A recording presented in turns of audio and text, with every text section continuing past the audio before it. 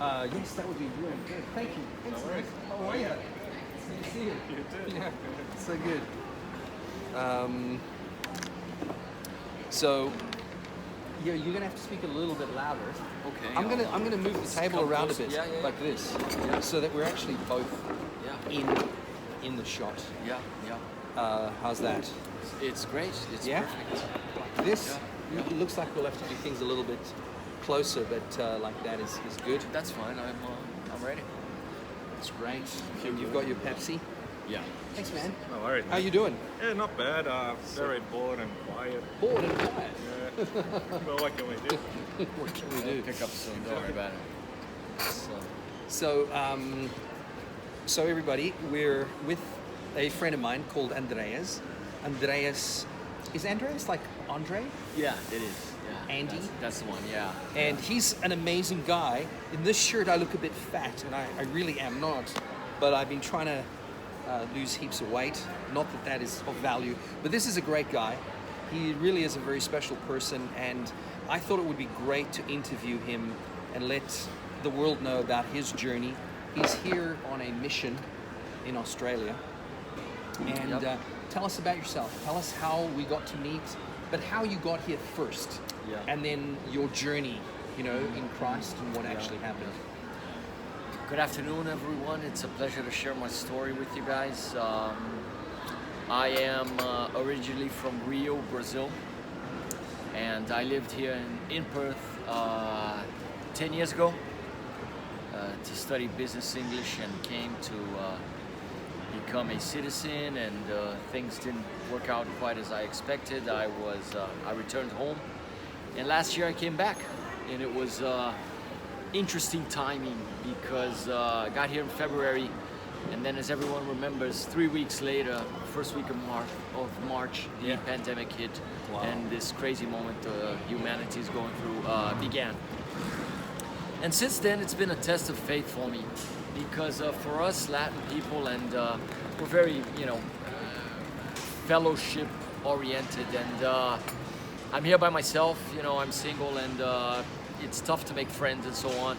Whereas back home, you just talk to anyone, who's sitting beside you or at the bus stop and so on. So this was one of my first tests. I think Aussies and Australia are great people, but we feel the difference, and the proof of it is that people hang out amongst themselves. I have Colombian friends whom I've studied with, Italians, the Brazilians hang out in Scarborough, and most of them live there.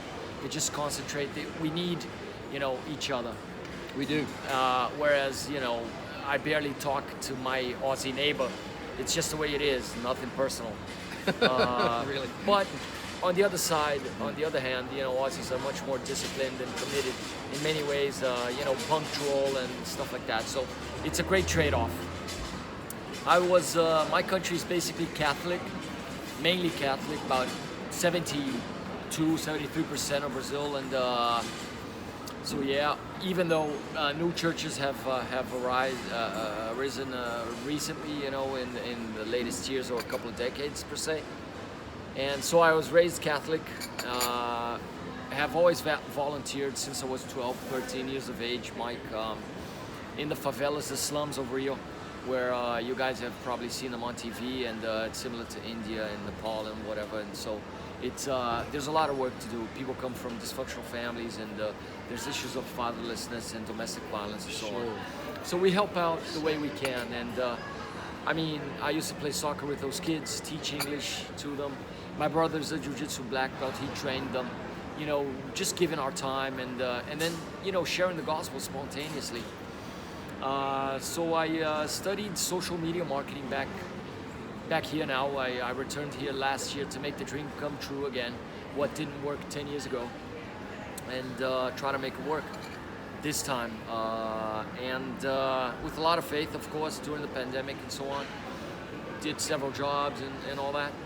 And so studied social media marketing. At the end of the year, I graduated, and I didn't know what to do.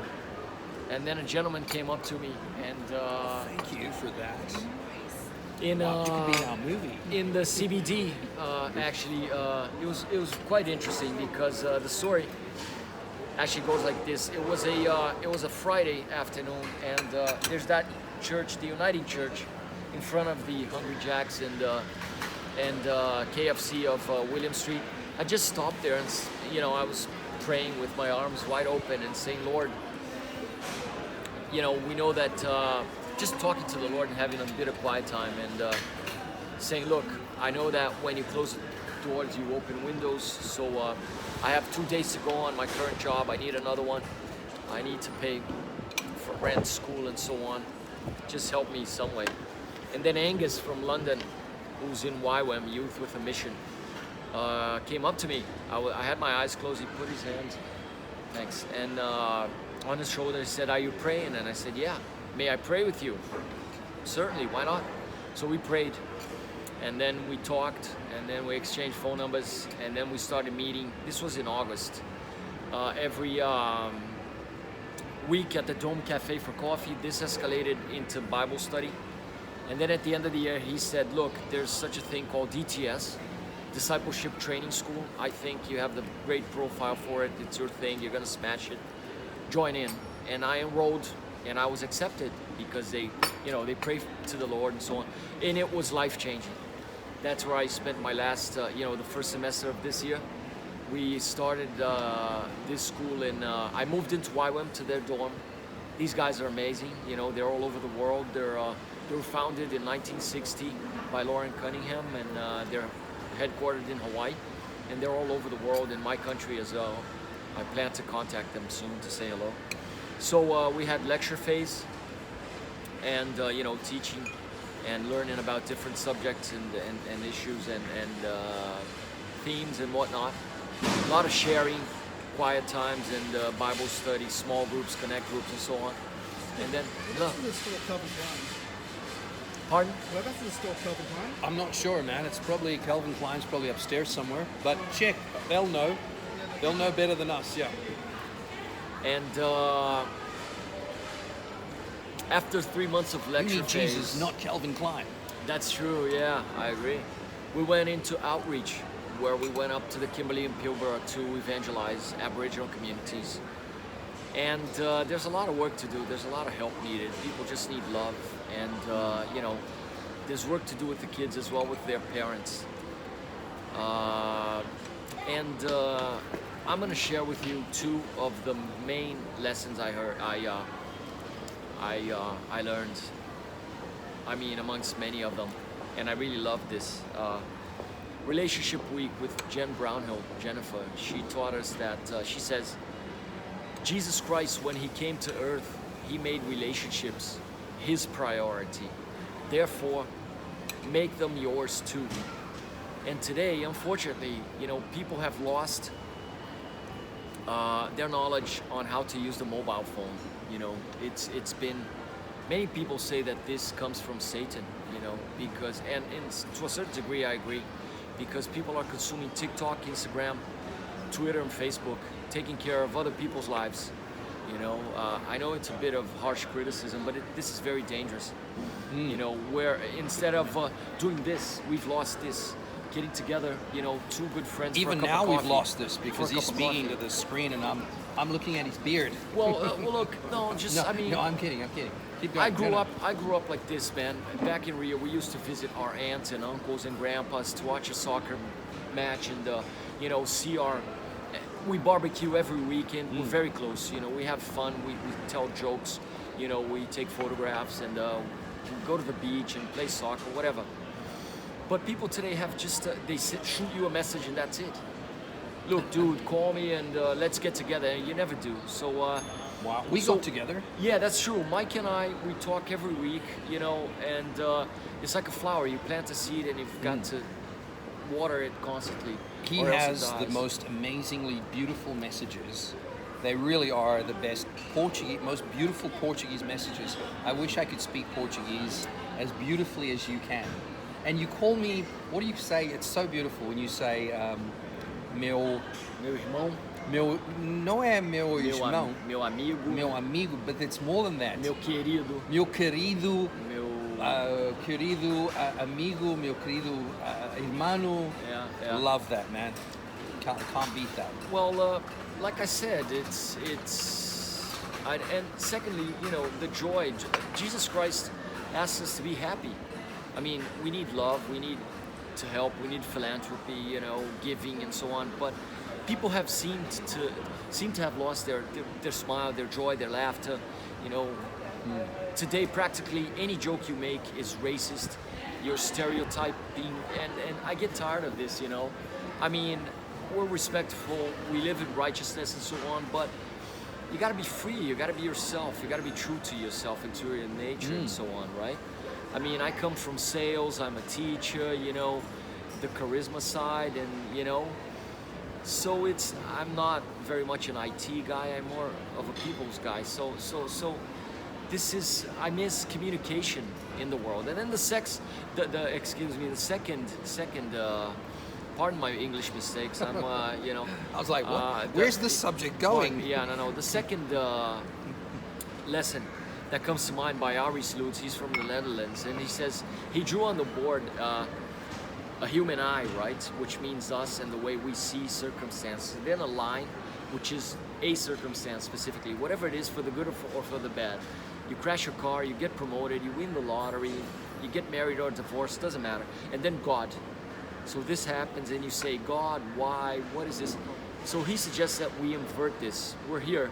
Put God first and see everything that happens to you through God's eyes. Oh yeah. And you have a different perception of life, with more clarity, with more, you know, just enlightenment, wisdom, faith, guidance, obedience, pressing in. You know, it's like as if I had this, excuse me, and then I take it off.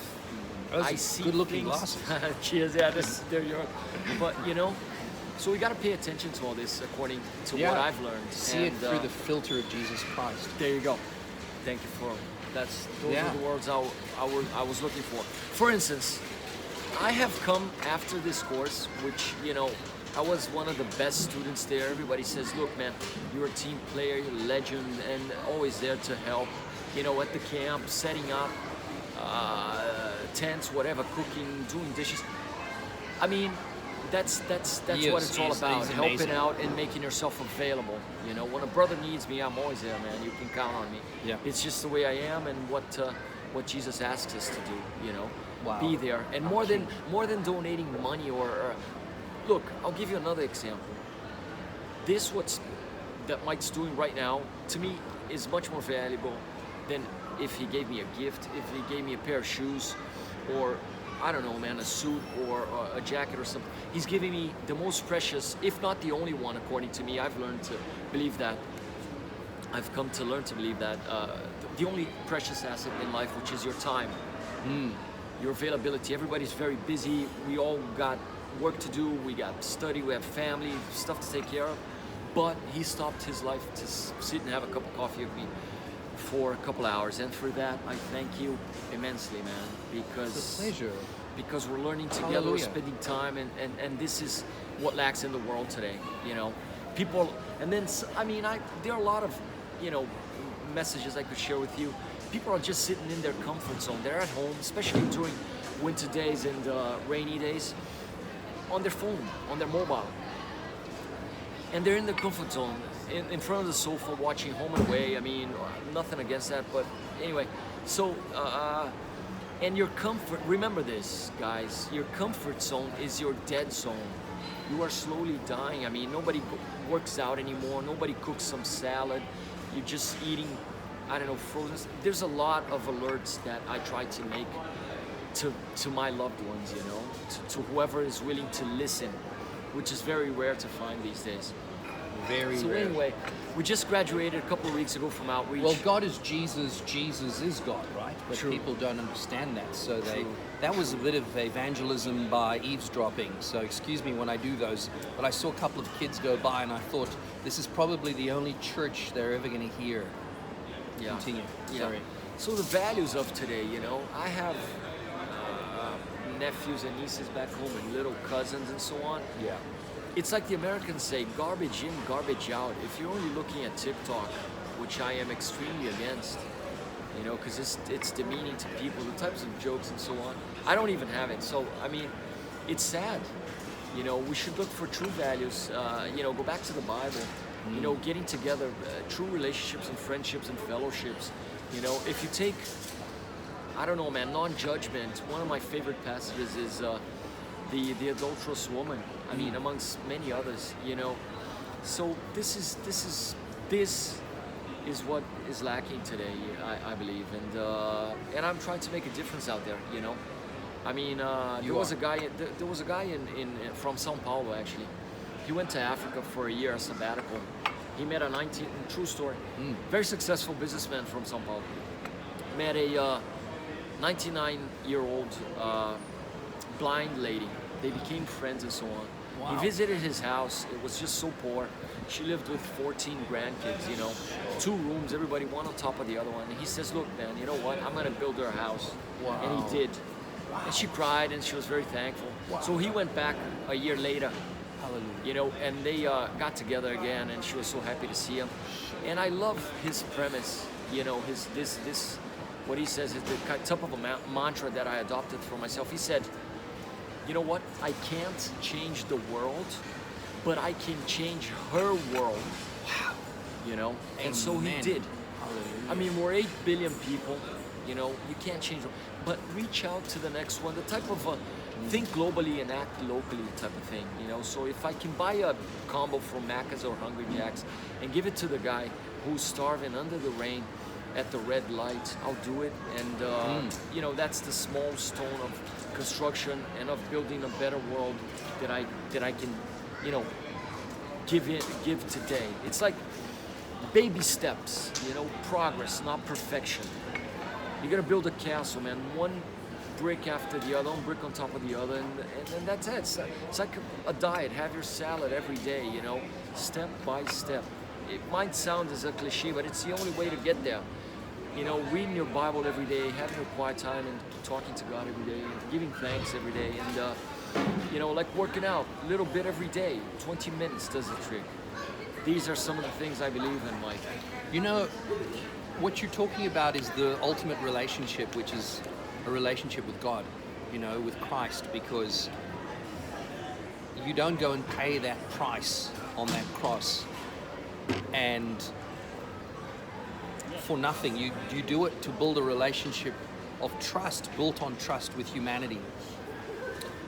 I mean, many things that I apply in my life, and I've been very successful so far, came not only from... Well, God is Jesus, Jesus is God, right? Yeah. That's for the benefit of the kids that just went by. Correct. Don't Yeah. want to lose Go for children. it. Children, I don't mind parents because they've had their opportunity, but Yeah. when kids go past, you don't want to lose kids. You want kids to hear that message because it might be the only gospel, the good news that they will ever hear. I'm Yeah. sorry to interrupt No, you. that's cool. That's awesome. We're Save a sharing soul, here. Let's save a soul. edit this. This is great. But look, something else that comes to mind. I was talking up north in Broome to a gentleman, and they, you know, man, I grew up in the '80s, and we used to. What? How old are you? I'm 45. He looks young. I haven't shaved. I Excuse thought me he was for that. 32. You know, it's the Hold on a rainy minute. You're days. way too old to be my friend. Look, man, it's about being young in your spirit, in your soul.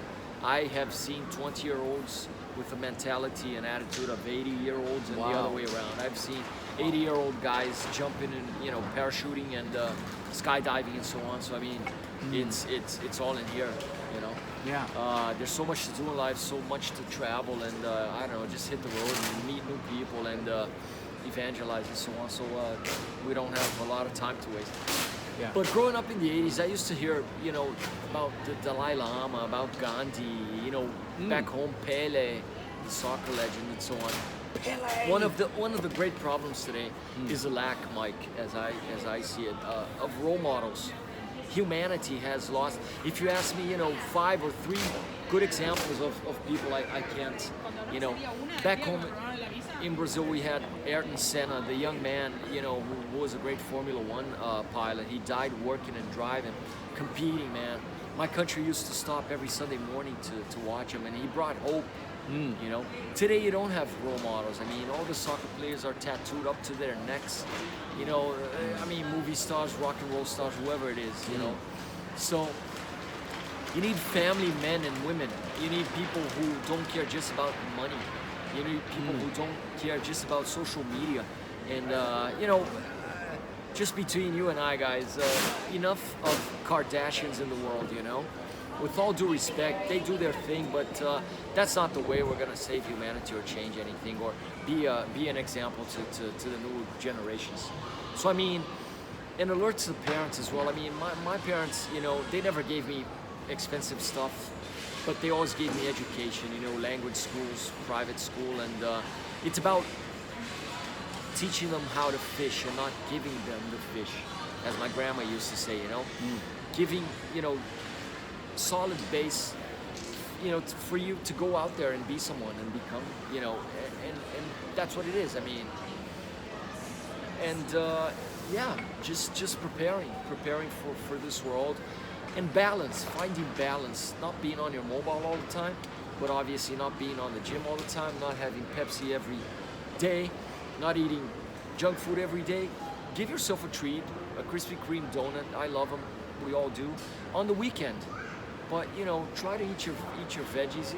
Like I said, a wise man once told me, man, from church many years ago, if we lived only by the 10 commandments, we'd have no trouble in the world, man. You know, it's simple. Just keep it simple.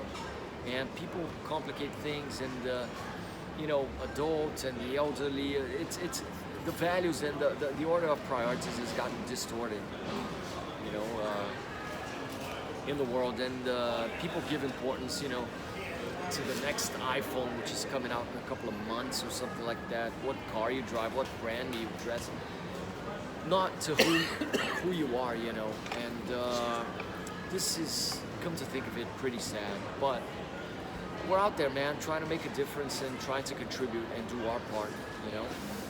That's what I believe in. Everybody doing a little bit, and that's how we do. Just to conclude, man, I always use the metaphor of a soccer team.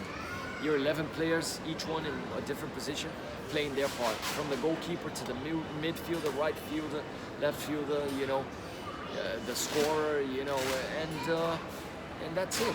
Do your part well, and your team will be a winner, I can assure you that. A typical South American having to use football as an example of life. Well, man, Brasileiros. Yeah, well, look, it's been a pleasure talking to you guys. Mike has my WhatsApp. If you want to reach out, it's a pleasure. I love meeting people, and you know, when you share, you always learn a lot, and you bring something to the table as well.